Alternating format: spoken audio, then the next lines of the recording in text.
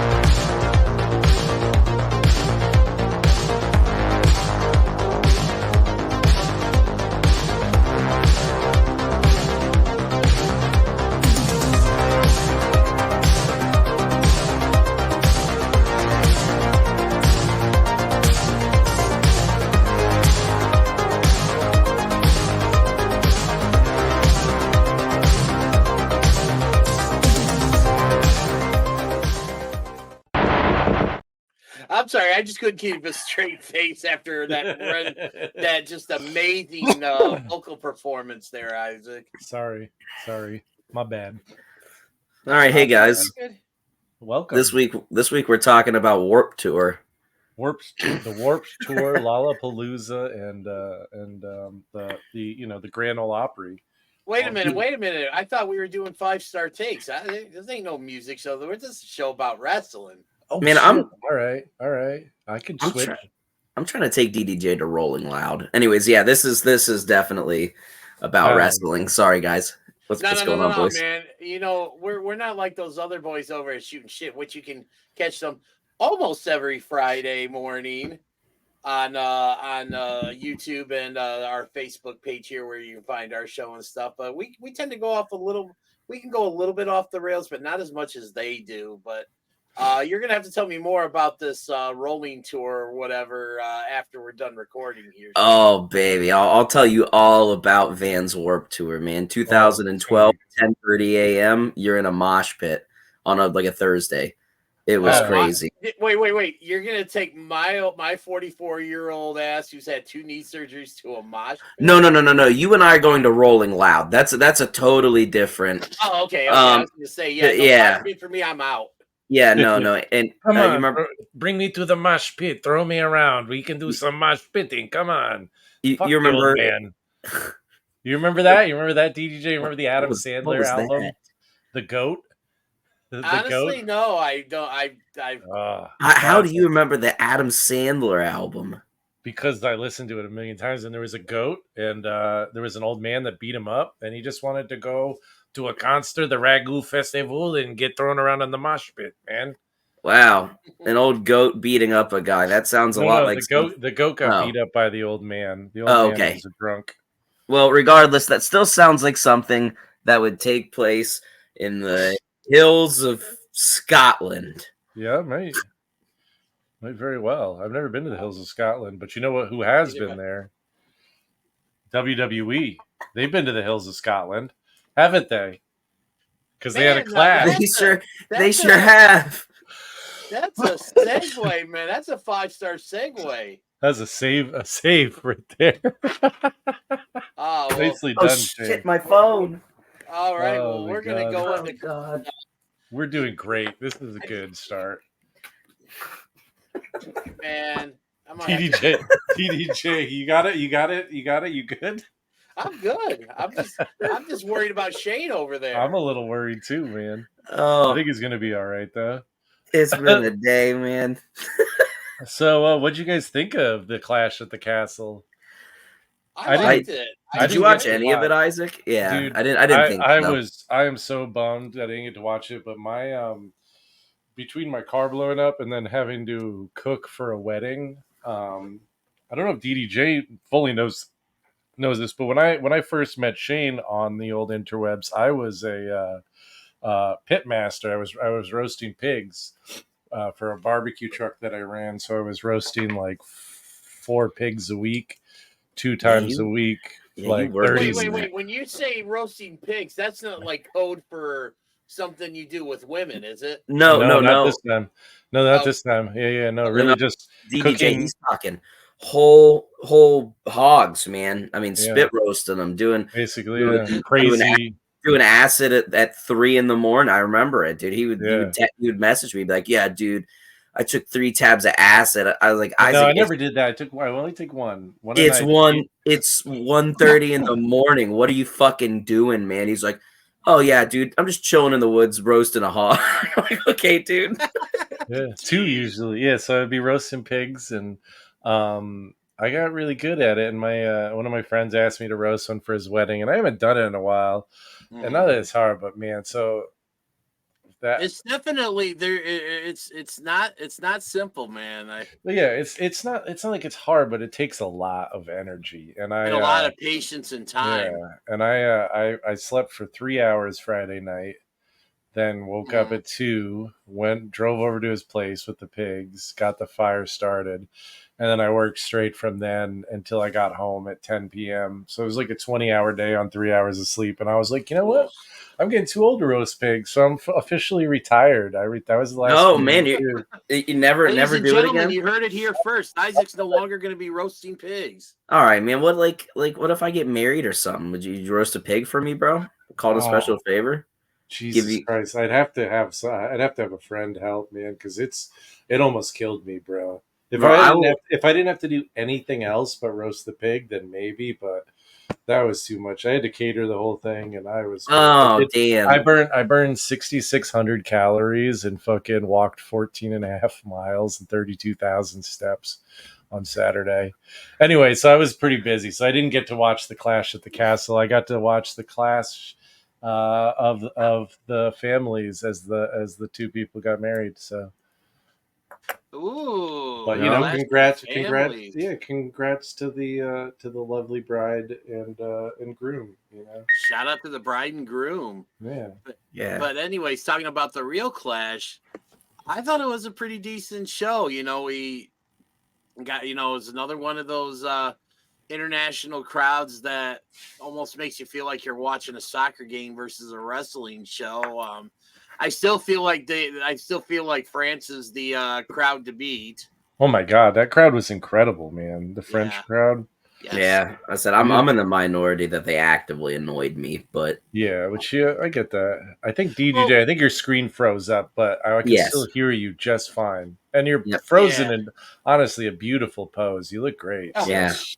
All right. Give me 1 second here. Let me see if I can. You may just stop the camera and restart it. But I saw some highlights from it, including the clip of CM Punk watching from the back and then grabbing the referee's jersey and running out and screwing the ever living bejesus out of Drew Mack.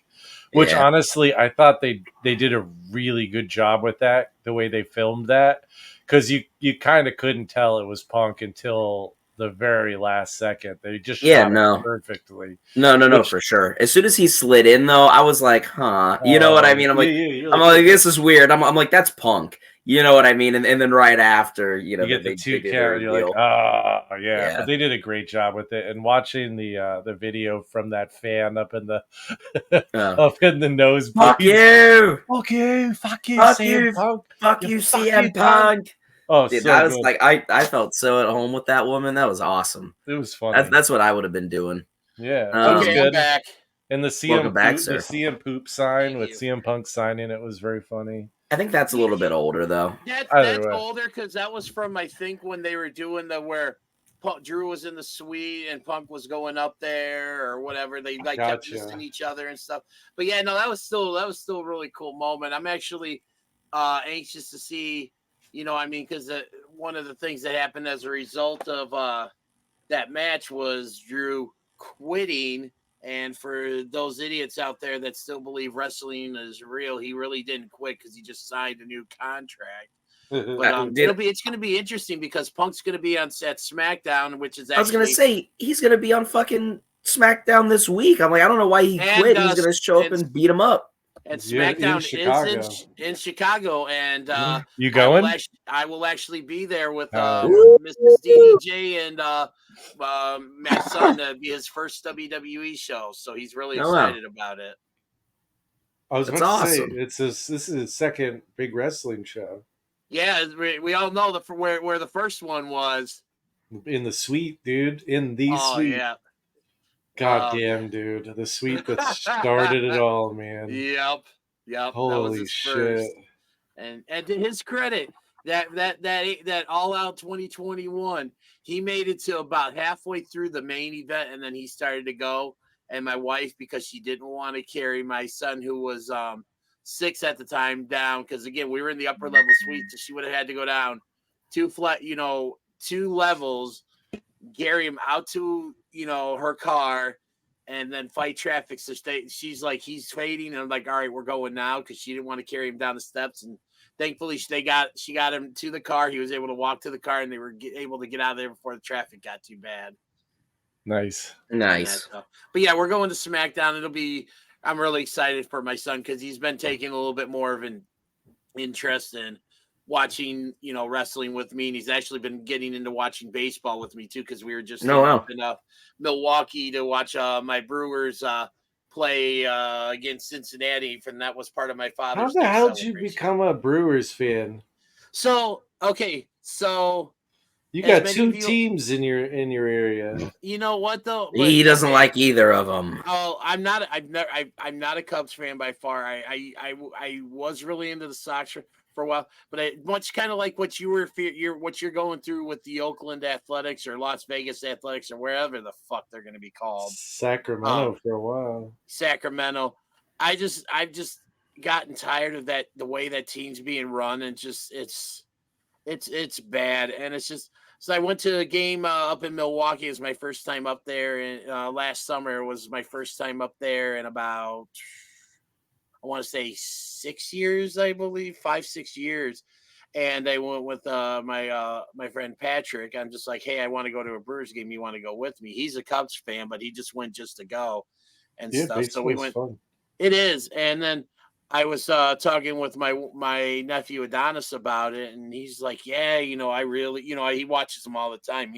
And so a couple weeks later, I took him and my other nephew to a game, and it's just there. And I started thinking, like, man, the stadium's really nice. It's a fun team. There are a lot of likable guys on this team. It's just the experience of that stadium up there in Milwaukee. And just the guys on the team, they're just so easy to root for. It's just like, and then more and more, me and my nephews start talking, and just it's kind of really helped our. They got the sausage run, man. Oh yeah, and it was great because on Sunday they do it every Sunday when they're at home. They do the sausages, and then they have like the mini sausages, like the little kids in the costumes run like half the race. Oh, I see. I was hoping it would be midgets, but. We got one of those. We got coming up. I sent Shane a link to it, but there's gonna be a whole midget wrestling fucking big blast off show in fucking Montpelier or Barrie near me. Oh, are you gonna What the hell was that first word you just said? Which one, the midget or blast off? No. Montpelier? Yeah, Montpelier, dude. That's the capital. It's the capital of our fine state. Montpellier, it's a French word because we're all up near the French Canadians. 5-star takes. We don't just talk wrestling. We aim to educate our peeps. Yeah. Welcome to Vermont. Oh goodness. Yeah. Well, speaking of educating the peeps, I educated both of you because I would just like to say that last week I completely predicted what was going to happen with Punk and Drew. Other than a trash riot, I still wish there would have been the trash riot. But you nailed it. You did nail that one. Yeah, you did. Yeah, no, I mean, I literally only watched the main event, so I can't speak on the rest of the show. It was a decent show. I mean, Cody versus AJ was really good.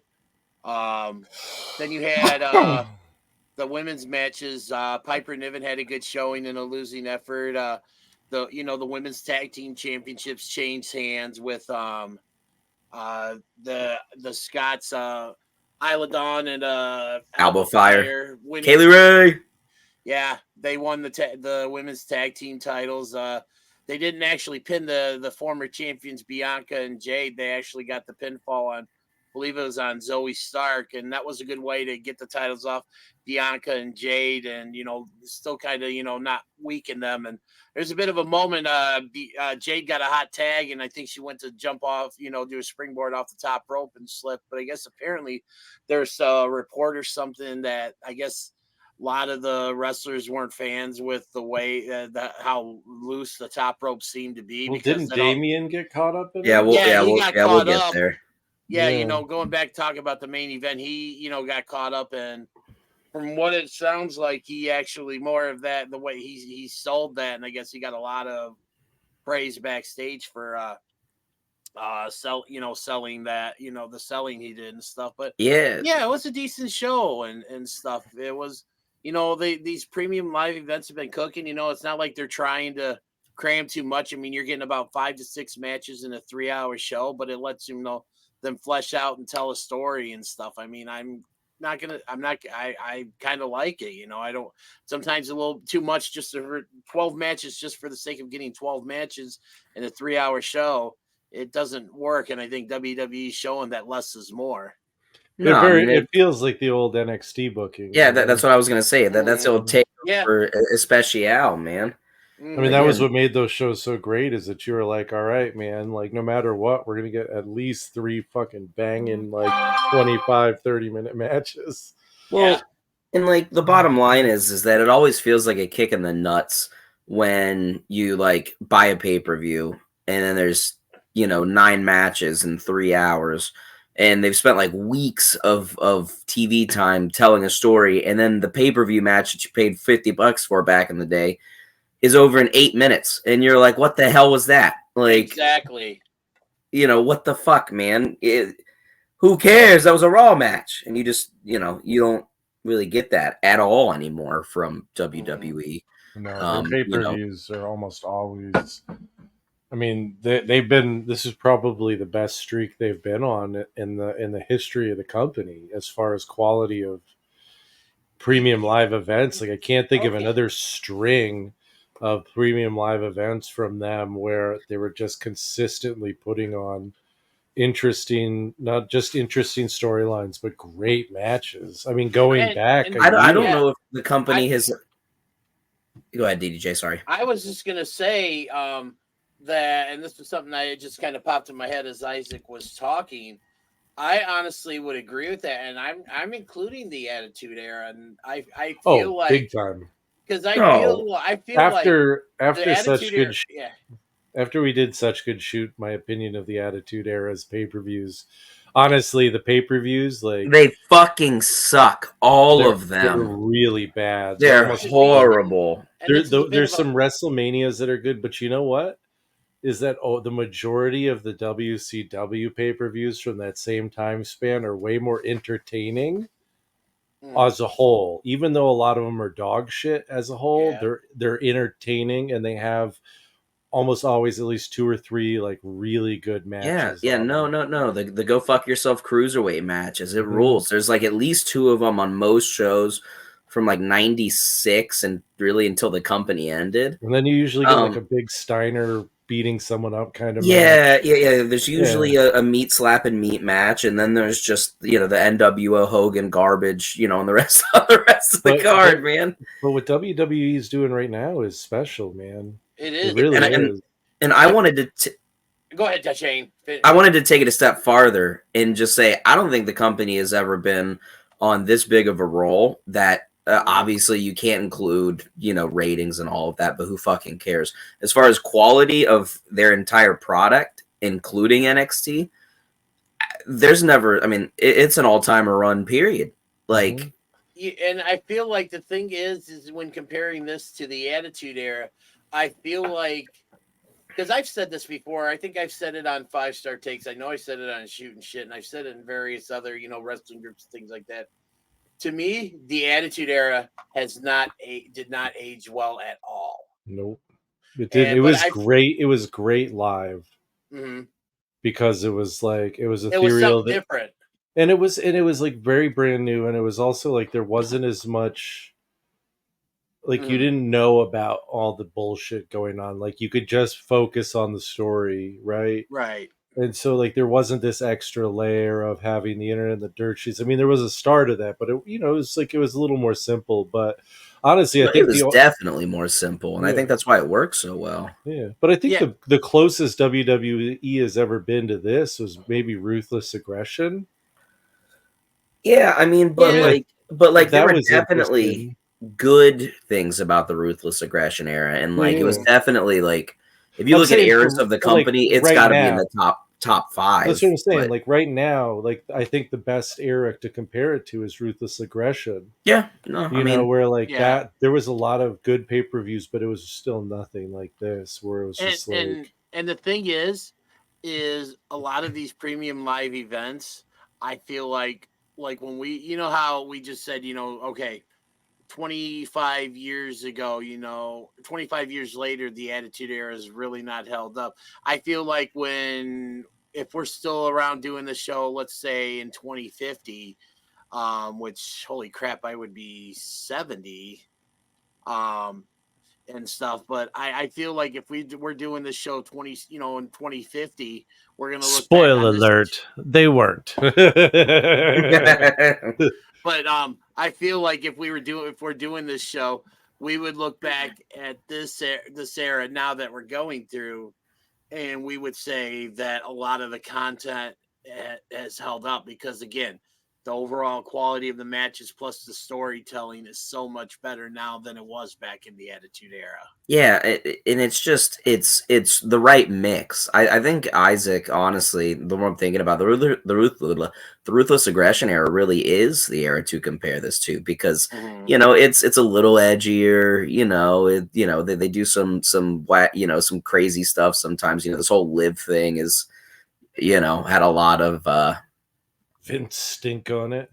Yeah, I mean, I don't necessarily know if that I can't necessarily say I agree with it. I think the stuff with Liv is really intriguing because it's because I mean they need something to kind of build up the return for Rhea. When Rhea comes back, she's going to be the monster baby face, and I mean I actually kind of like what they're doing is because this is adding another layer to the whole Liv Rhea feud. I think it's kind of idea. No, I think it's really good. And Isaac, I think the reason you feel like that is because she's being sexy, and you just attribute like any woman in WWE who is like being overtly sexual to a Vince thing. Where I don't think it's getting like.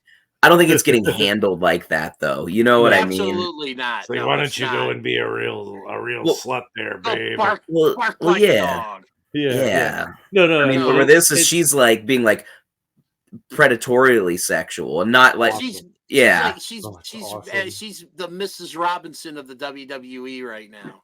Yeah, God, no. There's a reference that Shane has no idea about. No fucking clue, baby. Literally, I was just like, Mr. Rob, nope. Isaac, do you care to give our friend Shane here a quick education? Just tell me what movie it's from. It's from The Graduate. It was an old Dustin Hoffman movie about a kid who bangs an older lady. Basically, it's not that great of a movie. But if they have, what the fuck? They play that goddamn song over and over again in it. God bless you, please, Mrs. Robinson. No, it's another. They have that fucking other song. Oh, bro, you better keep that foot down. No toes for free, baby. Yeah, dude, I want to give that away. That's what OnlyFans is for, Isaac. Oh, dude, please don't encourage him. He doesn't need any encouraging. Who are you kidding? Oh no, man! It's Simon and Garfunkel. It's a fucking terrible song. And then who was the band that redid it? I think it was The Sound of Silence. Yeah. No. That first one, by the way, The Sound of Silence, the Disturbed version is amazing. Yeah, it's just not good. It's just a weird song for I'm talking a about movie. Who redid Mrs. Robinson? I think they played it at the end of think it was American Pie 2 when whatchamacallit, Vince was banging Stifler's mom. The remake of Mrs. Robinson. It was. I gotta tell you, DDJ Bon Jovi.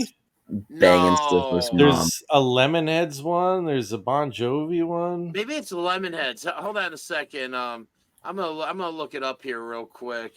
Either way, I all I know is that. Okay, yeah, no, it is the Lemonheads. Okay, so it was the Lemonheads that did the remake. That was an American Pie. Yeah, there was. All I know is that movie, man. It's like for a movie about like a kid who's just graduated college trying to bang his like older neighbor or whatever. I can't remember what the relationship was, but like to play "Hello Darkness, my old friend" over and over again, just really ruined the ability to spank to it. You know? Wow. Man, okay, and on that note, I never saw Simon and Garfunkel at the Vans Warped Tour. You know who probably didn't also see Simon and Garfunkel at the Vans Warped Tour? Who Is that? all the people Owen Hart. The Owen Hart bracket or tournament. Yeah, Owen Hart probably never saw Simon and Garfunkel at the Warped Tour. Literally, right, not long before we started recording, the brackets for the Owen Hart tournament were revealed, and I'm gonna read them out to you. So we have, and this match already happened. So if you guys saw this, and I'm gonna tell you right now, don't go to the betting window and put and bet on Claudio Castagnoli because he lost a pack in the first round. Oh wow. Jesus! So Christ. we also have in the first round matchups, we have Bryan Danielson taking on Shingo Takagi from New Japan, which should be a fucking awesome match. Yeah, is that going to be on Dynamite? It's going to be on one of the shows. It's probably, I believe these matches are going to be on Dynamite and Collision. Shingo versus the Dragon on television. Yeah, the Dragon versus the Rampage Dragon. Take that shit out of the tournament and put that on a pay-per-view. I would be down with that. Then we also have Ray Phoenix taking on Jay White. And then we have the former tag team championship partner of Owen Hart, One Double J, Jeff Jarrett, taking on a wild card, which I'm talk about wild card. What the fuck is Jeff Jarrett doing in there? Oh no. You know what? No. I know there's a lot of Jeff Jarrett hate, not only here but on shit. Especially ask our own resident Silverwolf, and he'll tell you how he feels. I don't get out of my company, Jeff Jarrett. I don't understand a lot of the Jeff Jarrett hate. I'm gonna come out and say I'm a fan of Jeff Jarrett. I've met him a couple times. Both times he's actually cool as hell. His wife Karen is also as sweet as she is beautiful. Which, by the way, so obviously if you do picks or it didn't happen, that's kind of a bit of a spoiler. So there you go. But going back, I mean, you think about it. Jeff Jarrett was really close to Owen Hart. I mean, again, they were former tag team champions, and the basically during the last couple months that before the accident that unfortunately took Owen's life, and Jarrett was very close to Owen. So I mean, he's obvious. I don't think he's gonna win it, but you know what though, I have no issues with it. He's 56 years old. He better not fucking win it. Yeah, I mean, gonna win it because remember again, whoever wins this tournament and whoever wins the women's tournament, they're getting title shots. This honestly, these brackets, other than like really the Daniel Bryan Takagi match, are very underwhelming, and that's not even like it's underwhelming with them. That's just a great match, but it seems like kind of like I don't know, maybe I'm. Well, I mean, who's the mystery guy? You know what I mean? It's probably going to be whoever wins like a battle royal or. I think that the tournament. What are the other matches, DDJ? Real quick. Well, that's it because it's just 8 per. Oh, that's it. Yeah, that's what I'm saying. It's underwhelming. You got you got Pac already won against Claudio. Yeah, you got Bryan and Takagi, and then you have Phoenix and Jay White, and then Jarrett versus a wild card. Over on the women's side, one looks a little bit more stacked, in my opinion. We have Willow Nightingale taking on Serena Deeb. I just do not get Willow, man. I don't know why. Willow just I don't know. We have, and this match already happened. So you're we're gonna put your money on Nyla Rose. Don't do it because she lost to Chris Statlander. No. So we're obviously we're setting up to probably get former semifinal match between former best friends Willow Nightingale and Chris Statlander. Over on the other side, we got a couple of bangers here, at least in my opinion. We got Deonna Purrazzo and versus Hikaru Shida. And then last but not least, we have Mariah May versus Saraya to close out the first round. Damn, she's still got in there, huh? Yeah. And Soraya's actually wrestled like kind of a lot for her recently. She's wrestled on Dynamite twice in the last 5 or 6 weeks. Yeah, it's nice to see her, getting back in the ring, and stuff. I mean, obviously, because she was kind of AWOL or, not around for a while. So it's good to see her getting back on the screen, and, hopefully back on the winning track and stuff. But I'm going to put you guys on the spot based on what you heard. Who are your picks to win the men's and the women's? Jay White. Deonna Purrazzo. Pack, and then so Isaac's got Jay White and Deonna Purrazzo. Shane, you said Pack, and who do you got winning the women's? Oh, Willow Nightingale. Okay, so this is going to be interesting because we've all got different picks. For me, on the women, I'm going with the surprise. I'm going with Mariah May. Oh wow. Okay. And then for the men's, I'm going to go with Danielson because I feel like I think Danielson's he's obviously not this is his last year as a full-time wrestler. He's hanging it up soon. I mean, and I think he deserves, at least one more shot. And I mean, think about this. We could potentially be seeing Bryan Danielson versus Will Ospreay as a main event of All In London. Yeah, I mean that makes total sense. Mm-hmm. Yeah, and then also too. Damn it, DDJ! Now I look stupid. But then based on and I'll tell you, and this kind of goes along with the reason why I picked Mariah May to win the women's tournament, because we could potentially see Mariah May versus Toni Storm at All In. Yeah, Mariah May needs to quit dressing like Toni Storm and hang out with her friend more and do what they do. I mean, Shirakawa, she is a looker. I mean, they when they're dancing and party, that is something else. Yep. Nope. Oh. But he's festering over there. Well, here let's change it up a little bit here so we can so maybe that'll calm Isaac down. It's getting warm in here, man. What's going on? All right, so I'm here to hopefully cool you down. The partnership between TNA and NXT continued over the last few days since we last recorded. We got Friday night we had Tatum Paxley showed up to challenge Jordan Grace at Against All Odds, which you called, DDJ. I did call that. Yes, sir. So I had one call, and Shane had a call. Called something over the weekend. There we go.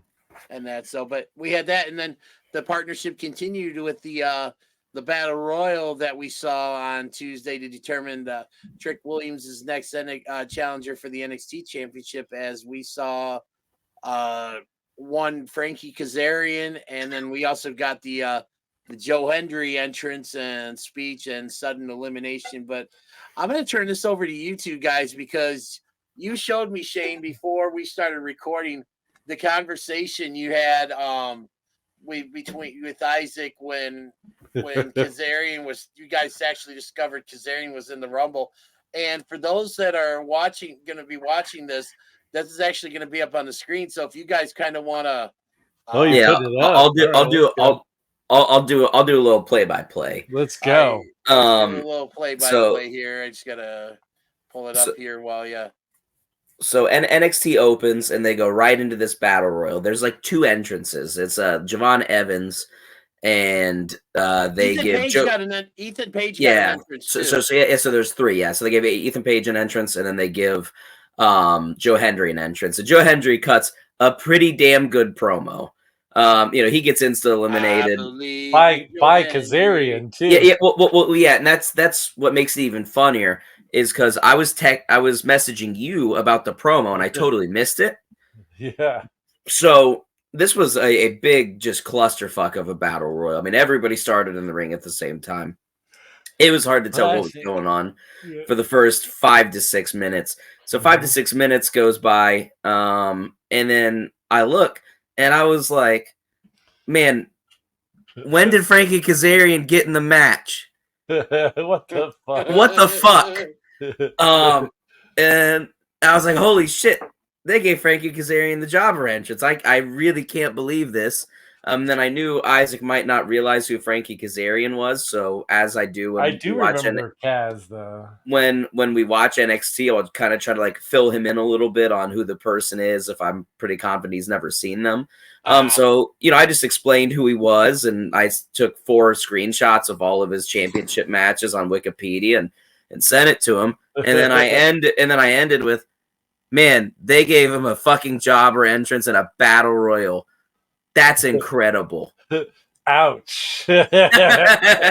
my response is LOL. Ouch.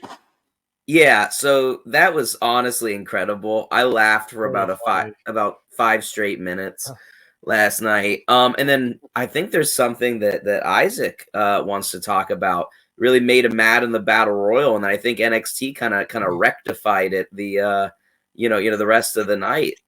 Well, real quick before he does that though, he may have gotten a jobber entrance, but Frankie Kazarian had a hell of a great showing in that battle royal. No, I mean I feel like both TNA guys were represented well. That they used their like entries in the battle royal to further a storyline in their company, which is smart. And yeah, I mean, I just think it worked for TNA. And another quick and it worked for NXT. And I promise we'll get to Isaac here. Another quick 5-star hot take.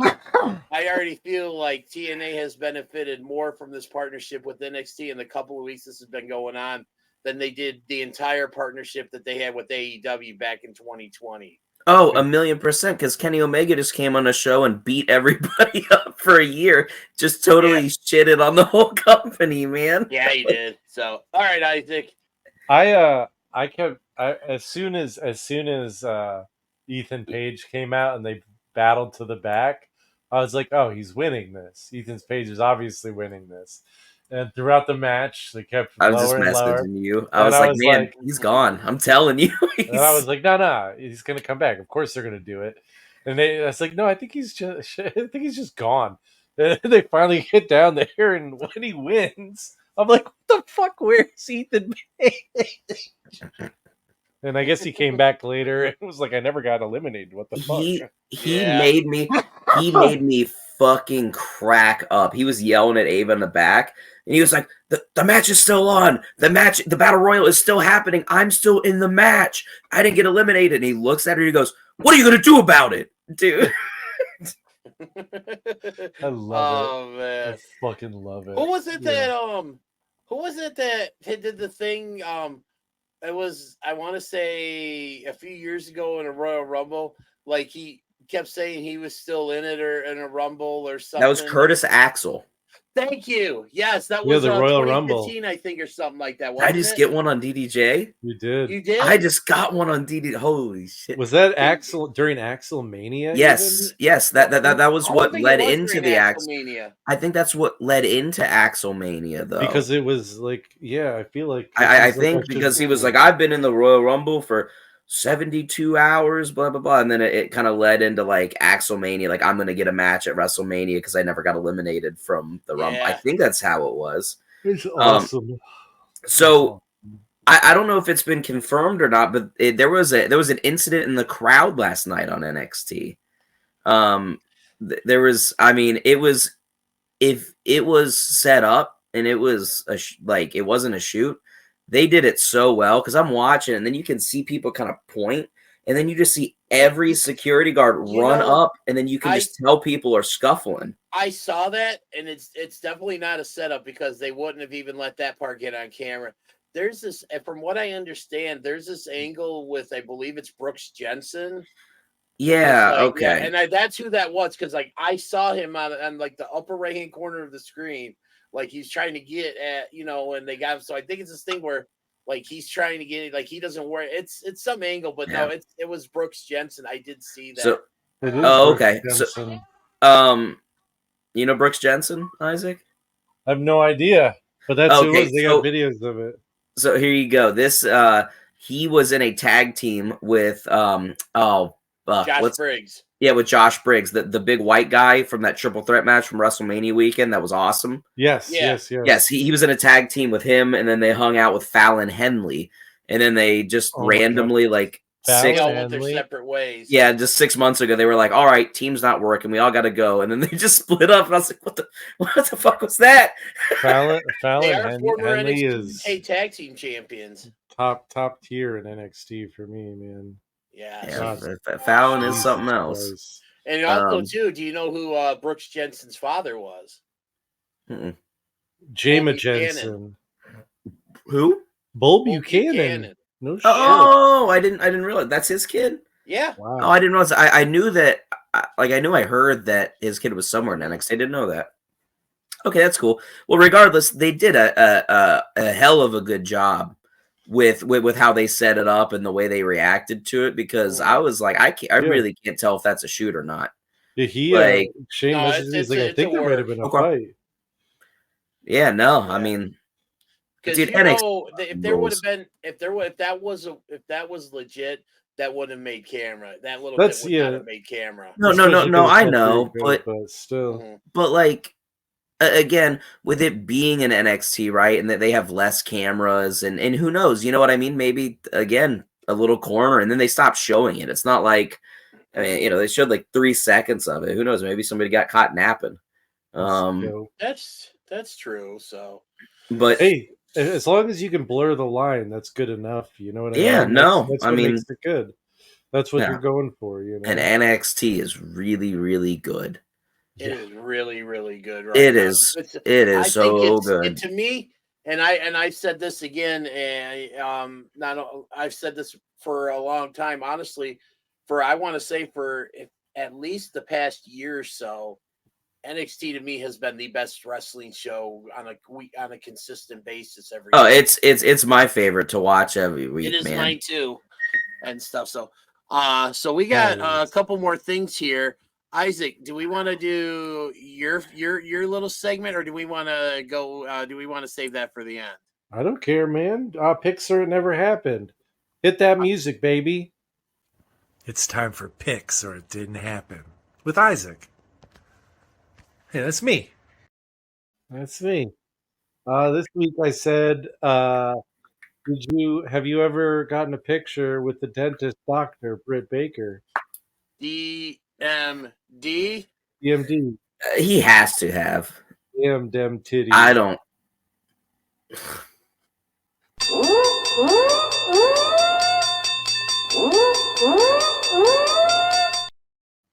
Well, goddamn. That doesn't look anything like Britt Baker. Okay. When was that? What year was that? So that was, I want to say, it was about a month or so. It was like I want to say maybe it wasn't long after AEW got announced. Like this was back in 2019. Okay, yeah, I was gonna say. I'll look up on my phone here because my phone, has like dates for like all the pictures that it takes and stuff. But I think it was, if I'm not mistaken, it was like, right. It was not long after AEW was announced, because I remember talking. It was like, oh, hey, congratulations on getting signed to AEW, and it was So it definitely isn't what she looks like now and stuff, but it was still pretty cool. So I mean, this is before they got really big. Here, I'm coming up here shortly. I should have the. I think it looks like it might have been. Let me see here. I think I got it just about. Is it here or maybe it was a little? A little bit further. It was something, but it was definitely in 2019. Like I said, it was definitely before. Well, I before definitely got AEW another one, started. man. Yeah, that's 2 in a row, actually. 2 in a row, man. 2 in a row. Yeah, and stuff. So, I'm feeling pretty good. I gotta keep this streak going next week. Gonna have to say, I'm gonna have to say Jeff Jarrett next week, and then I can do Karen the week after. No. You gotta save that. So, Like if you get 5 in a row, then use your lifelines. If I Man. You got gotta the, make it I got the respectable. date. So it was January 5th, 2019. So this was literally not even a week after AEW was announced. Wow. Yeah, no, I mean she just cool. again. Yeah, I was just like, oh, I That's mean, a like pretty cool timeline. You can tell it's Britt Baker, but you know, I wonder if it was 6 days after AEW was announced. Oh. You think Speaking of 6, you think Bray Wyatt ever saw Simon and Garfunkel on the World Tour? God rest his soul, Bray Wyatt. Found way too soon.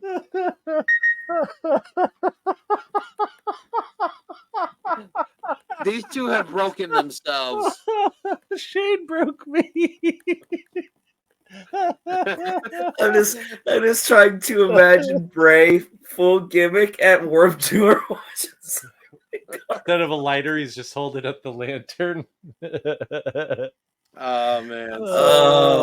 In his rocking chair. The Wyatt Six is here. What did you think of their debut on Monday Night Raw? It was fucking cool, man. Bro, they banned him from bringing the lantern and the rocking chair, and they confiscated at the gates. Oh, that's why he went off. That's why he was so mad. I thought the way that's how the demon got created.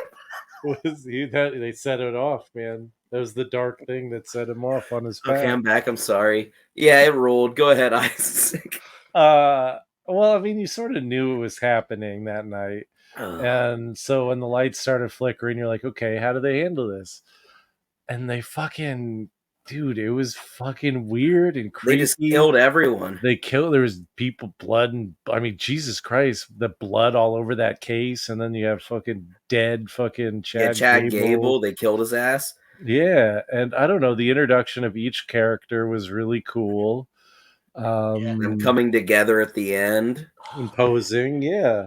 And I mean, I heard Alexa Bliss was supposed to be in it, but she's still recovering from injury or whatever. She still could be, because they did say the Wyatt Six, but there were only 5 of them. Yeah. And I was talking to Shane a little about this, because I was like, well, is it going to be Alexa? Because that makes the most sense. Or are they going to do this? Like, this is what I said. And I don't know, maybe I was just really fucking baked, but I mean, I usually am. But I was like, do they treat like the lantern as like Undertaker's urn, and that contains the spirit of the Fiend? You know what I mean? That's actually, I didn't even think about that, but that's really good. Or is they waiting for the actual 6th person? Or because like I was like, you could have like it be a Bray is the 6th member of the Wyatt Six, and he leads them from another realm, kind of shit. Because it is like they've already gone full fucking weirdo supernatural with it, so it's like, who cares? Like, as long as it stays somewhat consistent in whatever rules they pick for them, So yeah, and the one thing with going, and I thought it was really cool that they went with Nikki Cross, because she's supposed to be, I can't remember what the witch's name was in the Firefly Funhouse, but it makes sense. I mean, she's got the hair, and she was almost a superhero once. Abby the Witch? Abby, yes. No disrespect on the Firefly Funhouse. I was just saying that I love it so much. Superhero. Yeah, she was almost a superhero. Not, but I think this is going to be really interesting. And I mean, I don't know if you saw, and I saw this earlier, I think Indy Hartwell posted on Twitter that she, and this breaks my heart because I was such a big fan of Index. I think she says she's officially requested a divorce from Dexter Loomis as a result of this. Oh, yeah. I mean, that does suck, man. that like the journey of those two together when they did all of like the vignettes and the fun stuff during COVID. And the wedding, with, was great. Yeah, with the way. Yes. Yeah, Wait, is Johnny this called Gargano. kayfabe? Yeah. Okay. Indy Hartwell and you don't remember that from it was COVID, and then they were all in Johnny Gargano's heel group. The way it was him and Candice and Dexter, and then they I were don't like, remember much. No, they You brought don't in re- Dexter oh. Loomis, but it was Austin Theory and Indy yeah, and Austin. Hartwell I forgot Austin Theory was there as well. Yeah.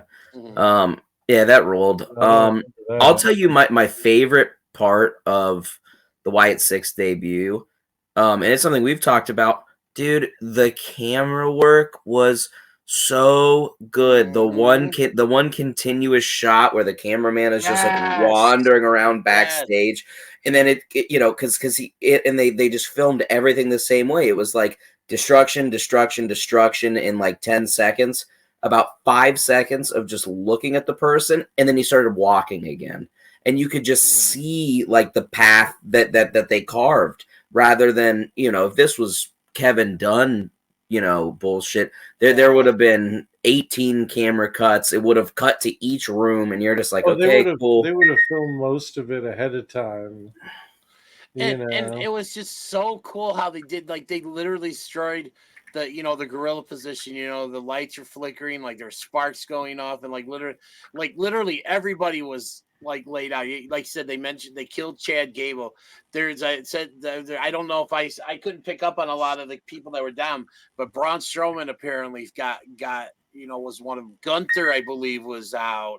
In Gunther, I was gonna say I thought I saw tomato cheddar.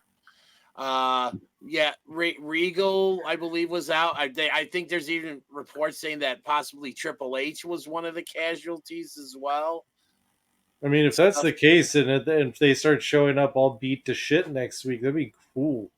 Well, that's the thing, I mean, I'm really hoping that we see them on SmackDown, but that's the thing, they had such an amazing debut, and the vibe that I got with all of the carnage backstage, it really reminded me back when, not long after the NWO debuted, when they were in Orlando at Disney, and they had that match where Jimmy Hart's like, quick, we got to get to the back, and literally they destroyed like the entire backstage locker room. That was the vibe that was when Nash like threw goddamn Rey Mysterio into the goddamn trailer like a fucking lawn dart. Yeah, and a little bit of a fun story on that note is I met Ray. Well, here's another. Well, this is one you can't use for picture. It didn't happen, but back in 2017, I went to a convention and I got to meet Rey Mysterio, and I asked him what that felt like, and he said it hurt because first it was the pain of going face first into the trailer and then just landing splat on the seat. And it was his idea too. Originally Nash had said Ray wanted to throw him through the window. Through the little window, which is like way up high, and Nash is like, I can't fucking do that. No, he said like, that killed him. He's like, it would land on the glass. It's like, what are you talking about, Ray? So he just threw him against it. But going back though, but I'm kind of hoping that they show up. I would love it if they showed up on SmackDown on Friday, because again I'll be there, and if they have a Wyatt Six shirt at SmackDown and my size, that is probably going to be the one shirt that I'm going to get, because I'm definitely in on this. But the big thing is they've got the reveal, now they got to follow it up. Well, I will say that's my thing is where do you go from there? Yeah, this is going to be tough, but I will say this, and this is what I've just been thinking about while we're talking, is that I was trying to think back when you say, like that segment on NWO, but as far as like debuts of stables goes, I think the last time I can think of a stable debut that was as cool and as impactful and as like kind of like just wow, as this was the original Nexus. Yeah, when Daniel Bryan choked those guys out. I mean, the Shield debut was cool, and it led to something incredible. Whereas like the Nexus debut was incredible. And then it all went downhill from there. Yeah, so and that's the thing is I hope that they have a really good plan going forward for this and how they treat it all. And we'll see. I think that the if anything, this era of WWE has taught us, in Triple H we trust. Yeah, I mean, but this is just tough. I mean, and it really worries me. I mean, because let me like break this down real quick. So this stable, I didn't mean to do that, but there you go, DDJ. Yes, suck it. But you have 5 people that you are calling the Wyatt Six, who are former normal wrestling members of your organization, right? Like people know them for who they are, and a majority of them are heavily tattooed, and it's easy to tell who they are. Mm-hmm. They're vaguely supernatural and being led, presumably, by a guy who used to wrestle for your company, was goofy and spooky as all get out, not disrespectfully, but I mean, the Bray Wyatt shit was goofy, right? I mean, some of the stuff is like, how do you suspend your disbelief with this? It is insane. And also, Bray Wyatt, and I am not making a joke out of this, but Bray Wyatt is shoot dead. Yeah. You have them debut and they just kill everybody. Like, where, you know what I mean? What, like, how, what do you do after that? Because I have a hard time believing you would put these people in any real matches. They killed everybody in the back. Like, I'm curious too. I mean, I'm definitely interested, but I don't know. Like, I'm sure that they have a plan going forward for them. I'm just wondering if it's, like a plan that's going to work out like Nexus, or a plan that's going to work out like the Shield. Well, I guess they did what I think they wanted to do. They got everybody that saw that on Monday is going to tune in on Friday on SmackDown, and they're going to tune in next Monday to see what happens next. And that's people want to see. Yeah, and I agree with that 100%. It was a fucking awesome debut. I don't want to take anything away from the segment itself.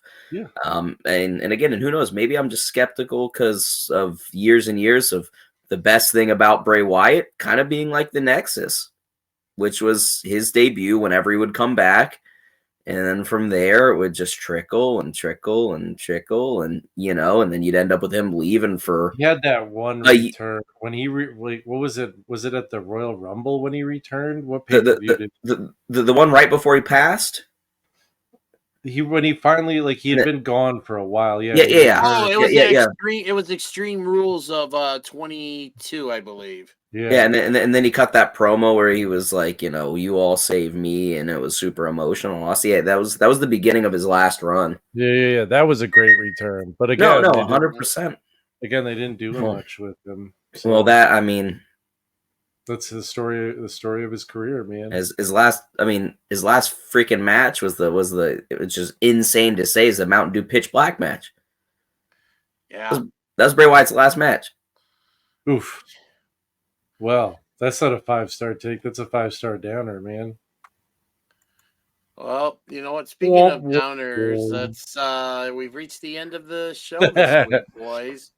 Well, is there anything positive coming up? I mean, I got the little people wrestling, the Mullet Man champ. We're gonna try and get Mullet Man on the show. We wanted to have Mullet Man on for an episode, so yeah, we're gonna throw that out there. Shane, why you make that face?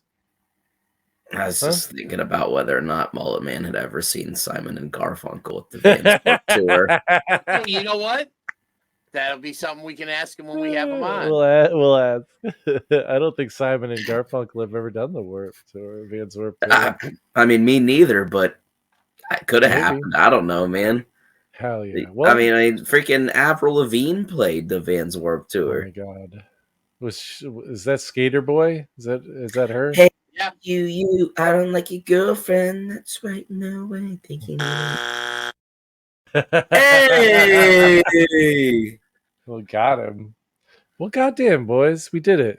We talked about wrestling for an hour. Under an hour. We got under an hour, boys. Yeah, we went off the rails only a little bit. Yeah. You know what? I had so much fun. Let's come back next week and do it again. What do you say? Fuck, dude. Why not? Boys. Saddle up. Let's ride. All right.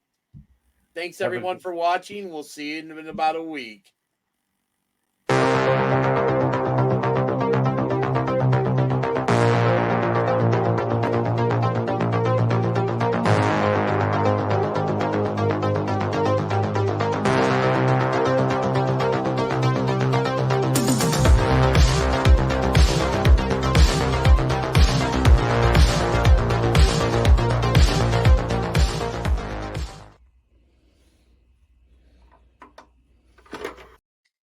Hello, darkness, my old friend. I come to talk with you Because the vision's again. softly creeping. Do you worry that you're not lying? How much can it take?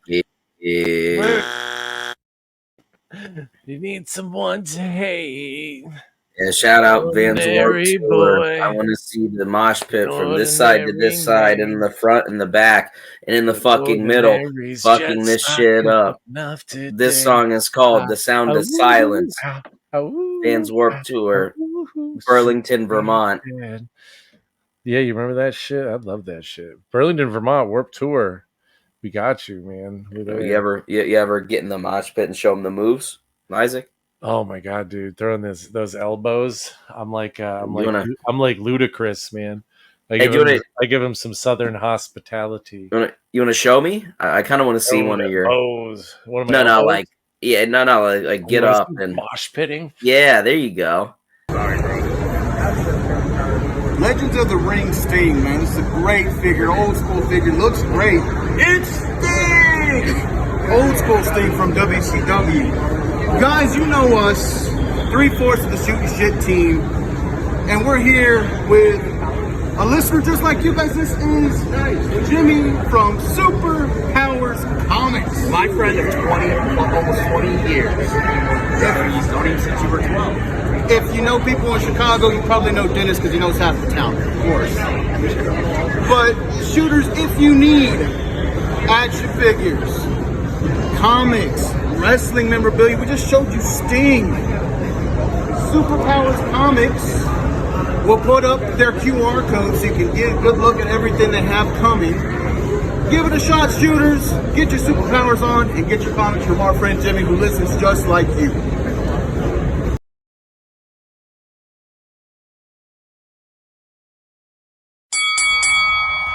Attention wrestling fans and fans of Shootin' Shit podcasts.